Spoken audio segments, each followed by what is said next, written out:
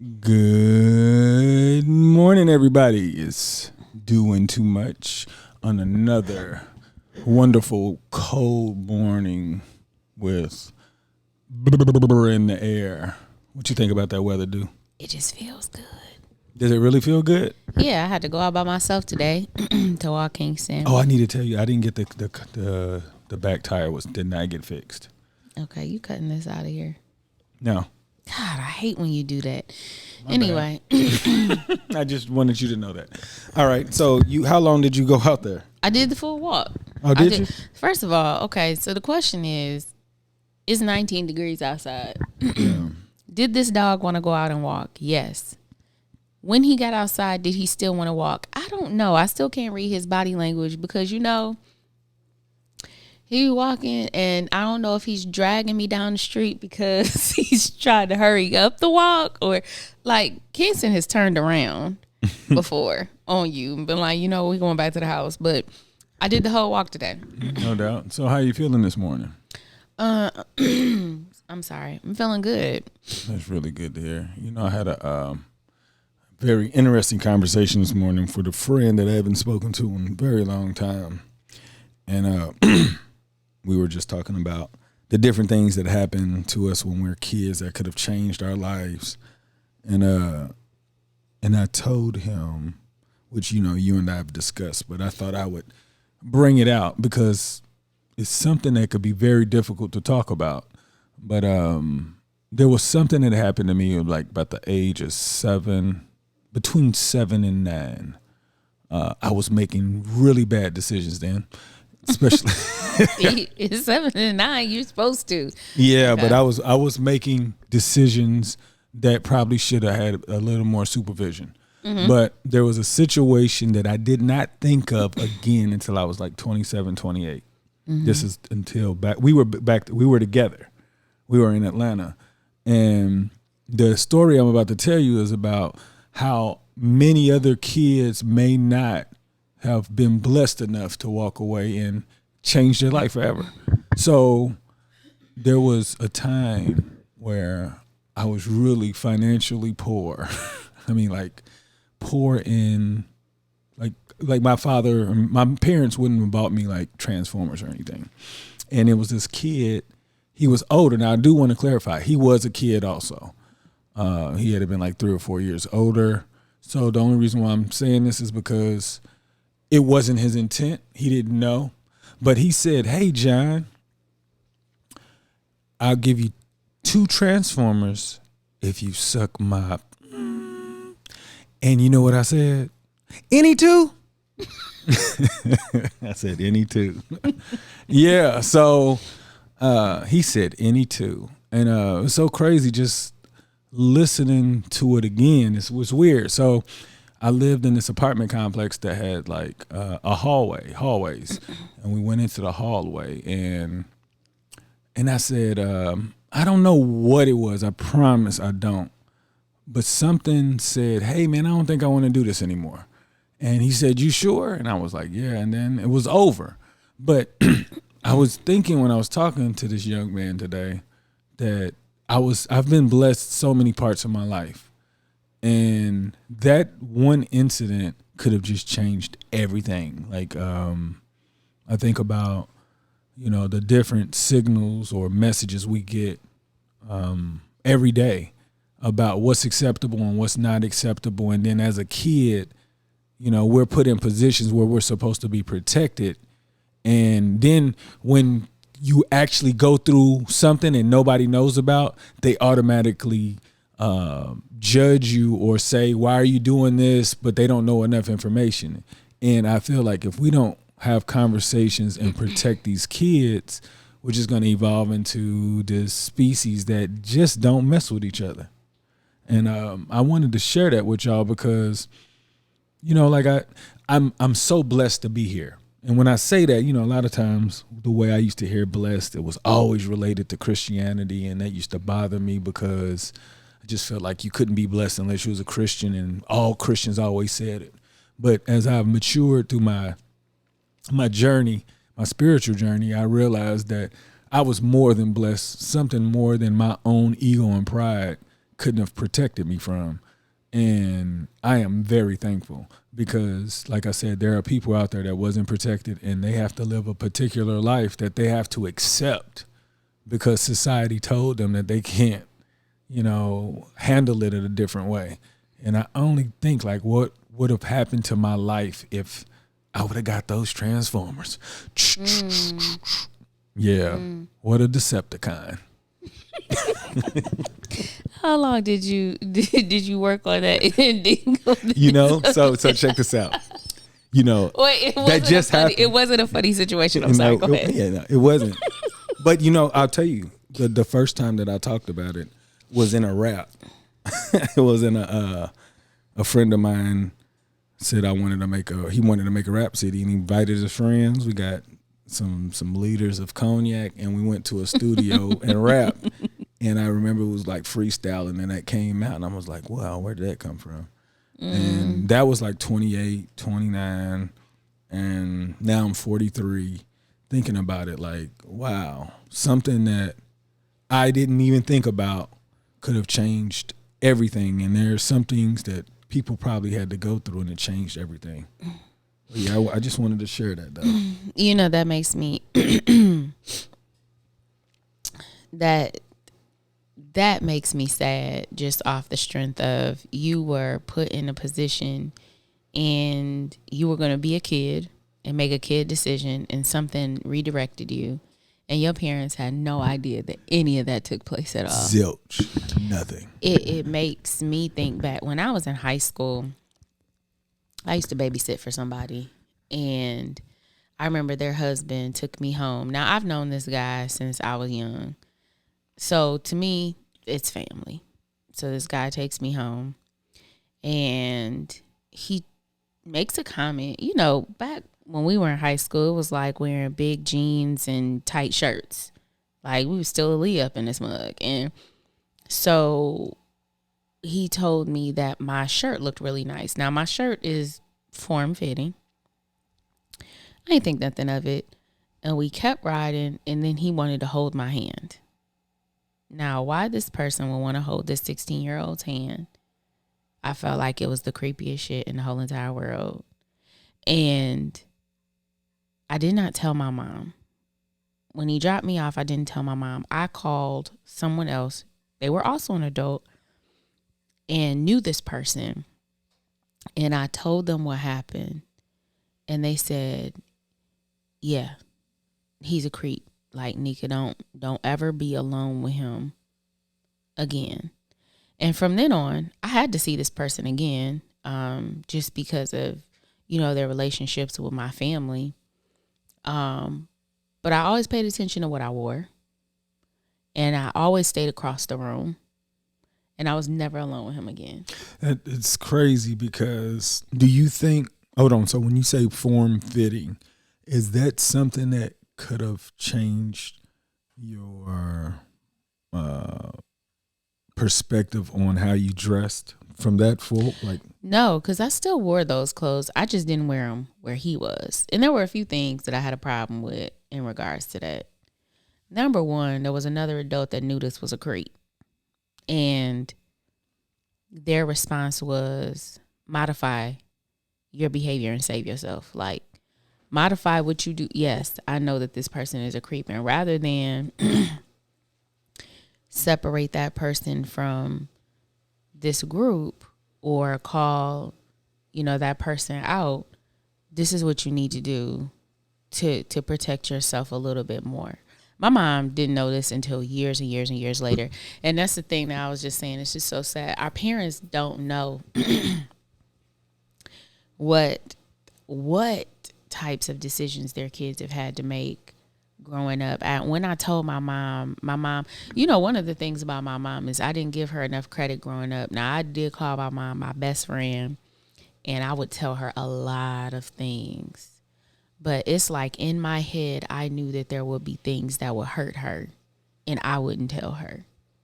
And when I told her when I got older, she was just looking at me like, and now I understand, because if anybody would have done something like that today, I would have been like, why wasn't I the first person you told? Yeah. It just makes me think about all the stuff which makes me even more fearful of what are the decisions and the situations that our kids are going to have to or have already had to figure their way out in. Without even including us. Yeah. And I may be just a little bit naive, but I feel like they tell us what's going on. I know, when you say naive, that is so tough because I feel like we do so much, and the way that they do talk to us, it makes you kind of feel like you're covering so many bases. But naive is the perfect word for anybody because we don't know what it looks like. We have to actually get through life, and they're adults, and they was like, you know what, you did a good job, and right here, you guys. So we have to be. Well, we don't have to be naive, but I can understand why you feel like, because we just don't know. You feel like you're covering your bases and you're not. Like my mom definitely talked to me about people not touching me. And that's why that whole thing, when he put his hand over there and touched my hand, I immediately took my hand away.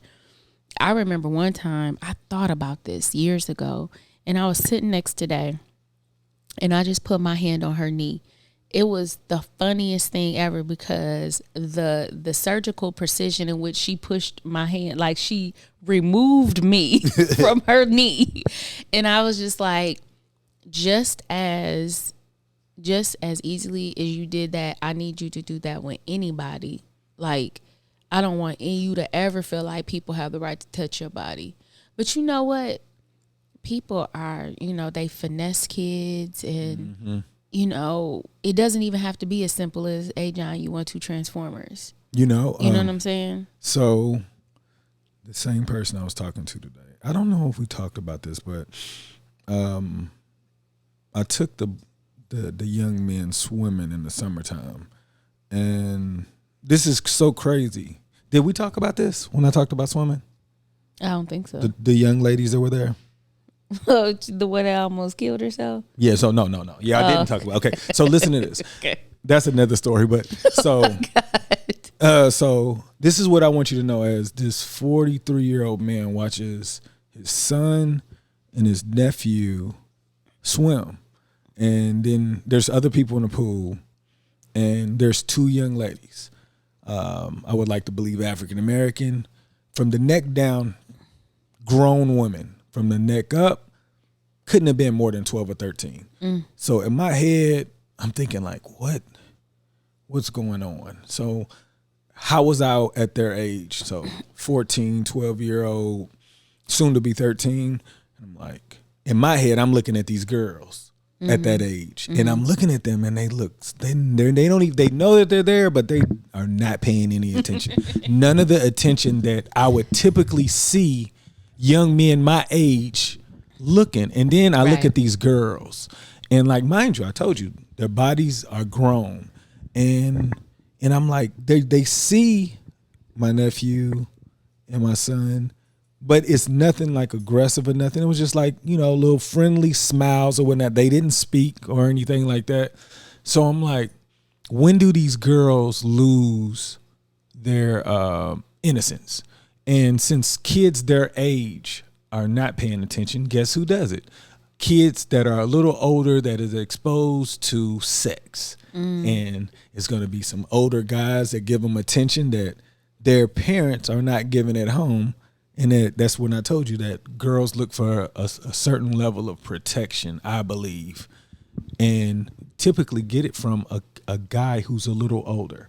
Remember when you told me, he was like, you weren't interested in guys that were that much older? Yeah. Like, I don't know where you got that from. If you were more than 2 years older than me, I felt like you was a creep. That's what I'm saying. You were trying to talk to me. If you were my brother's age, my brother's 5 years older than me, and although I had a super, super, super hella crush on one of his friends, if that friend, as much as I loved him, if he had tried to talk to me, I'd have been like, that is the nastiest mess ever. I don't know where the 2-year gap came in where I said that's my threshold, but yeah. I know, but like for you to even have that, like some girls don't have that even that information. Hey, I even carry that into my adulthood. Like, grown men when I was in college were trying. I was like, ew.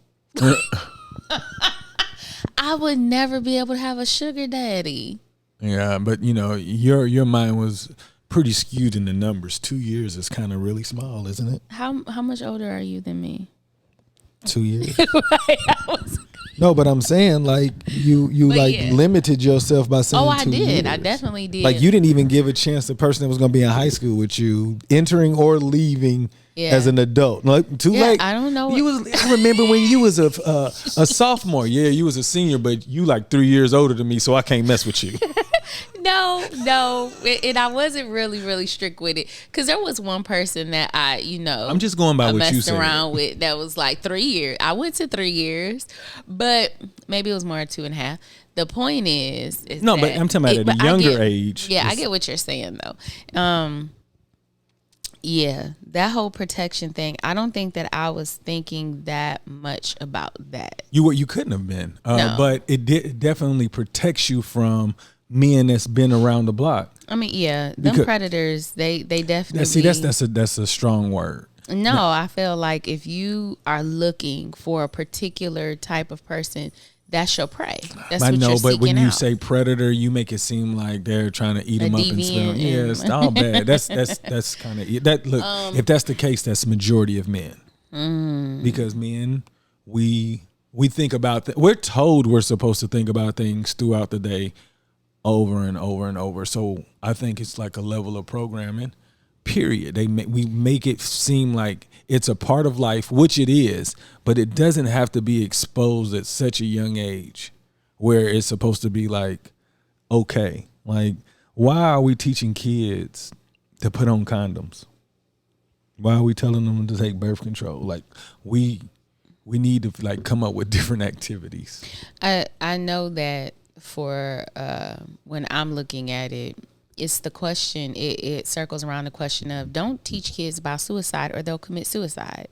Don't teach kids how to navigate through sex or they're going to have sex. I don't necessarily think that's true. No, I'm not saying that. I'm just saying that to me, it's okay if you have sex as long as you put on a condom.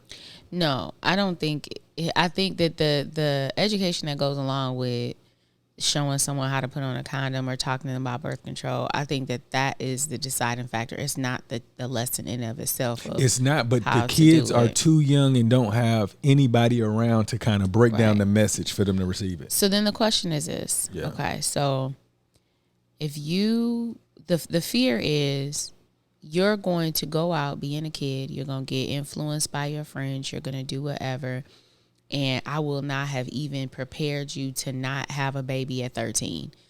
This is how you put on a condom. I'm going to ask you not to have sex, blah, blah, blah, blah, blah.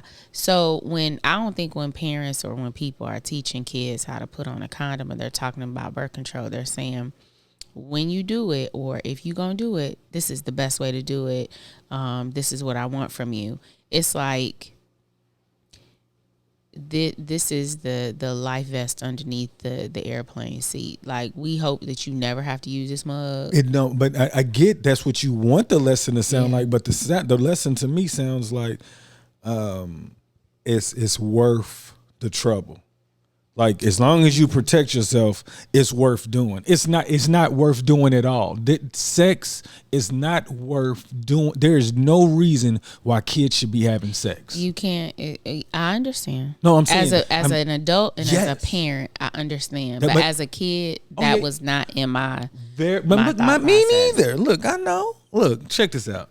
I'm just saying that if I knew the information, like educated, but I just didn't know. And I just feel like even the educated parents today, like still kind of practicing traditional beliefs. Okay. So we are these 80 babies raising these, what do we call these kids? They're not millennials, but these 2020 kids right now. First of all, they is nowhere near who I was at 14. At all.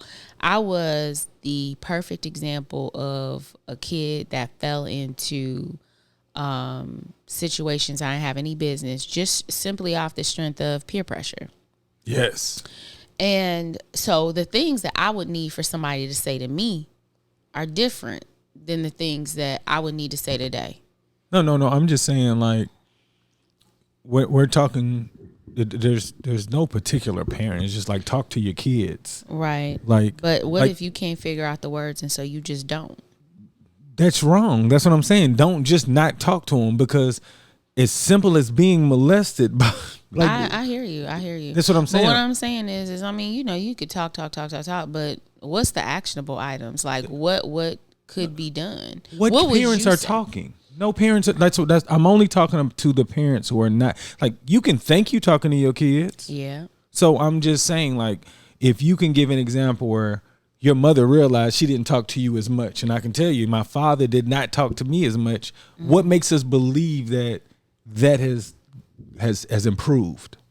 You know what I'm saying? So I just want to, in my mind, like, bring parents aware of being able to meet kids at their level.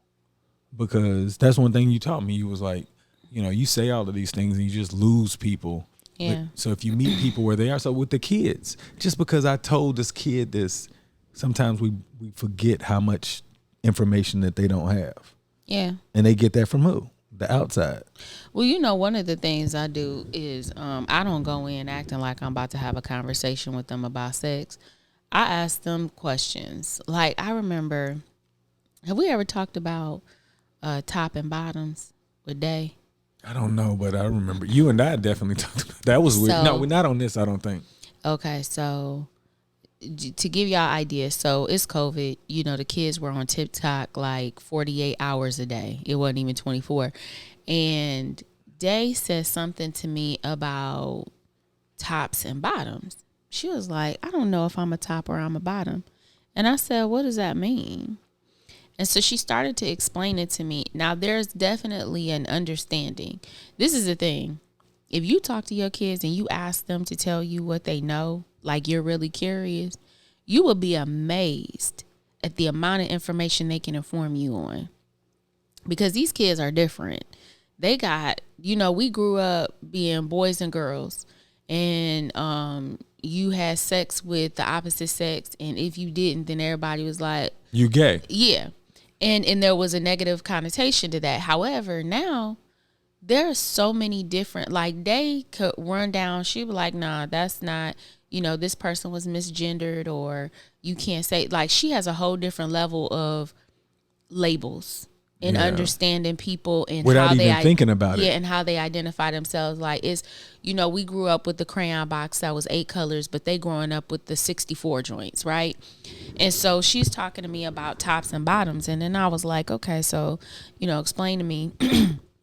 I was like, because I don't think I really understand. So she starts explaining to me, and she was right, because I understood what she was saying, but and I knew what tops and bottoms were. I just wanted to know what she was.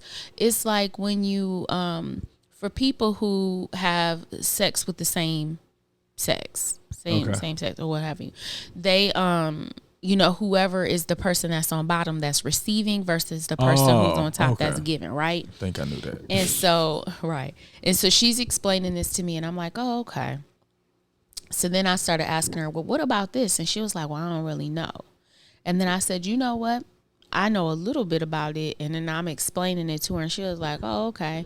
And then I'll say, well, what about this? Like, I made it into an exchange of information, so that they didn't feel like she didn't feel like she was getting lectured, which I don't ever think she really does. But it's interesting to ask your kids what they know, because you will be surprised. The only thing, though, is you have to be prepared not to react. And I don't know if we're all ready for that. Oh, I know I'm not. Yeah, it's like, I'm not. So it's always asking out of curiosity. It's always like you're exploring the idea with them. That's a different way to look. So that's a different technique that I need to explore. Because I definitely go in with. Why you? No, I don't go in with that. I go in an intent to give them some information, and hopefully they'll be like, okay, I understand. But it always ends up being more than it is. Yeah, and I think that would, I don't know. That's just been my experience with the kids, is that I just approach them as experts in their own social, social groups, maybe they can put me up on something. And I think that it helps to, if they feel like we're having a conversation together where both of us are contributing and what we're saying is important to the other person, it creates a whole different open door to what can be discussed. It's so crazy just listening to what you just said on how I want to approach. I still want to approach it purposefully, but just using that technique to get them to talk about in their way. Yeah. So at least I have an idea of how to meet them if I can. Well, Dallas love to be somebody's expert. Oh, I know. But I think that I think that that's how I've been approaching it. And I was talking to one of my friends. She was having trouble talking to her daughter, and I said, "Have you ever just asked her what she knows?" And not even belittling them, like, you don't even know nothing. You too young to know. Y'all don't understand. No, the fact of the matter is we don't understand. Correct. Because working in my job, we do a lot of work with health equity, and one of the biggest concerns with parents and kids is sexuality, understanding, who they're attracted to, how they identify. And a lot of the times we cut them down because it's not 1, 2, A, B, C, simple, like we understand. They on some complex calculus stuff, and we're mad because they're leaving us in the dust because they're evolving. I think that overall, and I'm going to take it outside of sexuality and gender expression and sexual orientation. I'm going to take it even to, like I was telling you the other day, I happened upon something that was talking about neurodiversity. So kids with ADHD or emotional problems or a learning disorder or whatever, they're not called, what we would call them before was the kids. When I was really young, we'd be like the kids on the short bus or, the special ed kids or the kids on the MOID hall or whatever. You know what I'm saying? Now they're neurodiverse. And there are other, it's a black woman. She has a clothing line that is focused on this. It's something about inclusivity. I'm gonna have you put it on the website so we can list it out for you guys. But she has really nice stuff. But what I really love is that these labels we have now, before our labels were so damn hurtful. Like, we used to say some stuff that was just downright to make you feel like trash. LD, learning disability, special ed, like all of these things, like it's so crazy. But I think this, and I don't want to cut you off, but I don't think the kids are as mean as we were. No, I don't. And that's the other thing. It's like, maybe parents are getting better. Yeah, parents are getting better and kids are getting better.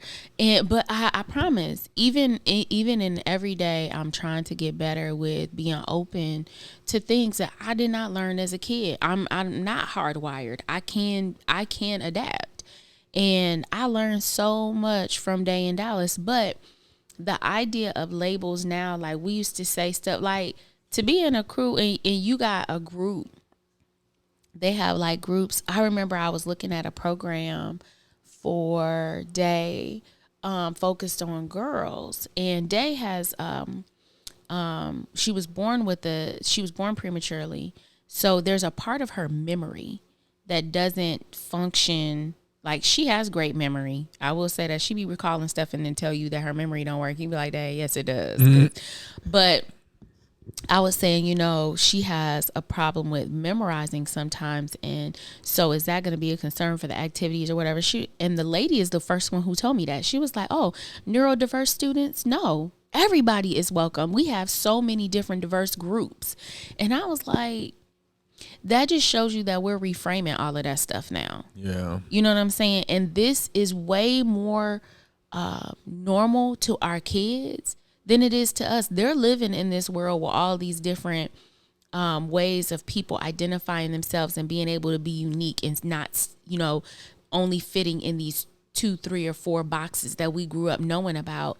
And I don't know why we're fighting so hard to stop it for some people. But I think that my kids are helping me grow. For sure. I can tell you why the backlash, because we feel like there are some things that we grew up on shouldn't be changed. And for some reason, we actually believe some of these things that we grew up on are right. Yeah. And I understand, but if you think about African Americans shouldn't believe anything. African Americans should be starting all over on everything.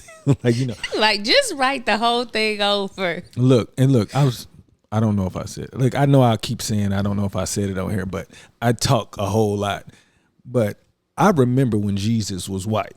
I do. Oh, yeah. I grew up on a white Jesus. And then it's so crazy how you can believe the information from, if you don't have, you know, the people in your household to say, hey, no, this is incorrect. You're going to believe everything you learn in a school. Yeah. And if you don't have the supervision at home, who's going to say the school is wrong? So you grow up with these ideas, because we definitely know there are some ideas that they have taught us that are not true. Just let's look at the way the selling of cannabis is now a sport for the country. You know, in certain states, and some people their life ended because they had some in possession, and it's like what are we learning? So we have to find some way to say, hey, the stuff that we did learn potentially could not be right. Yeah, but you know, yeah, I agree. I think that a lot of the times we push back because we don't want to be obsolete. We don't want to feel like we're a part of the past and the future, and the world is evolving and moving past us too fast for us to catch on.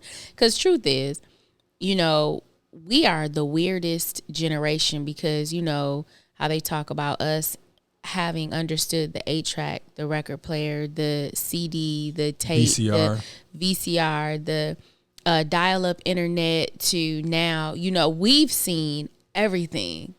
And now our kids are like, yeah, so we about to add some stuff onto this. And we're like, wait, hold on.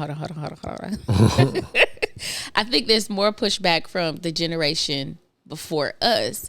But I feel like we don't want to, for us to be the generation that was a part of everything. And we had that the ability to adapt so much.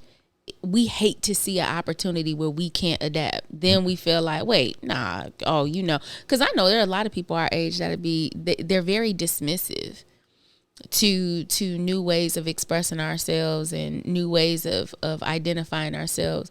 And I'm just like, you better fall in line, just like you did with that tape, with that CD, with that MP3. With streaming, you better figure it out. Yeah, we're going to have to, or we're going to become obsolete, and holding on to old traditions is going to make us. Because you think about talking to your grandparents, and your grandparents be saying some stuff, and you be like, man, that is not even how the world works now. Not at all. You know, and you know that they're too old to really understand. They've lived all of their life understanding or believing the way that they have. But we have to realize we're going to become those people and be prepared. I don't want to be that grandparent. No, we can't, because we're already ahead of it. We're trying to be like, okay, we know that some of the things that we grew up on aren't right. So we can fix it now. And there's going to be more things, like things that we can stand on, but you get a little bit more information. You're like, oh, okay, that stuff don't work anymore. Okay, what are 3 things that you grew up on that you found out was a lie when you got older? Be careful. Be careful. I mean, yeah, I don't think that's a fair question right now. I think that's something that I would have to be prepared, because I really love the question, and I don't think that we're in a position where I can be brutally honest without having more time to expound on my thoughts, because you know I have a lot of conflicting views, and I don't want to lose anybody because I may look extreme in certain cases. Okay. Yeah. So that will be something to revisit. I will for real. I will definitely look into that, because I think that was a great question, and I think it needs to be well thought out, and I don't want to embarrass us. Okay, so there's gonna be an episode to follow up where we'll talk about what we thought we knew. Yeah, and that it was a lie. It's gonna be called Psych Your Mind Booty No, it won't be called that. No, but that was I really enjoyed this conversation with you and I about the sexual exposure at a young age, and your parents not even be able. Who do you talk to about that? And if you, it's like literally nobody ever knew that. Like, yeah, I remember when I was thinking about having sex, and I didn't talk to my mom. I talked to my cousin. Oh, I didn't have anybody to talk to because I was already lying. Yeah. Well, I was already telling everybody I wasn't a virgin. Yeah, my cousin, she, she wasn't the one I was supposed to ask. But what I did, she gave me an answer and I was like, bet. I guess I would just say at this point in time, don't put nothing past your kid. Yes. I know that our kids are way different than we were, but we also didn't have the internet and all this stuff. I just walked into level of access. I definitely walked into that top and bottom conversation and did not know what was about to happen. So just explore. Yeah, I mean about anything. I know that I wanted to wind down, but I just want them to know that we really try to be open-minded about anything. True. And when I say open-minded, I mean their sexuality. True. Because we don't want them to ever feel insecure where they have to seek guidance from somebody else. Now, we'd have those. That's one thing. The traditional idea of sexuality. Oh yeah, okay. That's definitely one thing that completely changed. Oh yeah. So I think that with that being said, I really like approaching that way with the kids because I feel like that is one of the most difficult things that I've seen adults that I knew at a young age didn't have anybody to talk to. Yeah. So knowing that, it makes me feel good. Well, yeah, I'm with you on that one. And you know what? Even talking to my mother now, I just think to myself, like, why didn't I use her? But I didn't know to use her. Hey, that's the way I felt about you. Shut up. And she didn't know the questions I had, and she wouldn't even know how to have broken through to get them. She would have went to the Bible. Yeah, she would have gone. That wouldn't have helped you at all. But a lot of the times when I think about the conversations I used to have with my mom, she wasn't like a Bible thumper. No, but the stuff that you were interested in, if she didn't have the answers to, what would she go to? It would have been an easy, well, Nika, it's always best to, keep your virginity and blah, blah, blah. But my mom she was honest, but I don't think that I trusted that I could have that conversation with her and then she trusts me when I walked out the door. Like, was that going to change how she looked at me and what I was going to be allowed to do, not allowed? Like, what was going to be the fallout? Yeah. And so now I look back and I'm like, why wasn't I talking to her? But guess what? Like, how many of our kids are thinking the same thing? Like, I'm not talking to my dad about that. No, remember you had that friend that she talked to her mom. And I do know, but they're closer in age too. Like the people that I know. Yeah, her mother was a young mother. Yeah. She was like a teen mom, I think. And so when her mom approached her and was like, look, whenever we were talking about it, but we wasn't saying nothing to her. And she came through and had a conversation one day. I think she was just feeling the atmosphere, and she knew how to approach her daughter. And then the conversation, and after that conversation, she imparted that information on us, and we were like, what? But me, I was hanging with girls who had supportive households and girls who had more free form doing what you want households. And the free form doing what you want household friends, I got in some trouble. They won. Yeah, they won out sometimes. So I guess what I'm thinking is I'm just trying to be the parent that talking to me don't feel like, let me think about what the fallout's gonna be. Yeah, I get it. Yeah, I hope y'all can have some conversations with y'all's kids, please, before somebody else do. Yeah, have we talked about this before? I feel like we have. We did, but we didn't go into the what we were talking about before. So overall, listen, these Rescriptions we're trying to create is to just be more open-minded about the levels and different ways to communicate with not only yourself, your spouse, but your kids most importantly, because they only know what you give them. And if you don't give them anything, they're going to get it from everywhere else. Hey, think about how you was running around blind. Yeah. And if you made it to a certain, if you were blessed like I was. Oh my God. My wife was blessed also because she has her own stories. Everybody has their own story. But we want to make sure that our stories for our kids are nothing like ours. I want my kids' stories to be mild. I want it to be mayonnaise level. Yeah. Like I got cut from basketball, but you didn't really practice. Yeah, I know, but True. that's my sad. That's my sad story. Yeah. Nothing to me. Yeah, you thought I was gonna say something. I'm not. No, but I want to. Do you want to give a shout out to anybody? Anything? Bring attention to? Give me a second. You give your shout out. I'm about to give mine. You know, there's a few things I want to give a shout out to.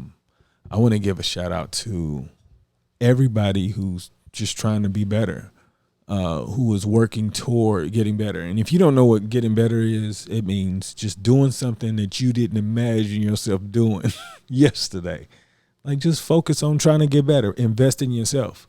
You are the most important person in your life, and nobody can really appreciate you unless you are at 100%. I will continue to push forward with investing in you, because if you don't, nobody will ever know your potential. I love you all. And that is my shout out. That was to the world. Anybody who can listen. I was hoping that he could go slower so I could find mine. Oh, it's all good. You know. But anyway. We'll definitely get them on the website. I need to upload that today anyway. So thank you for reminding me. But I want to tell everyone to attack the day with relentless tenacity, bend all opportunities to your will, be great on purpose. Boom.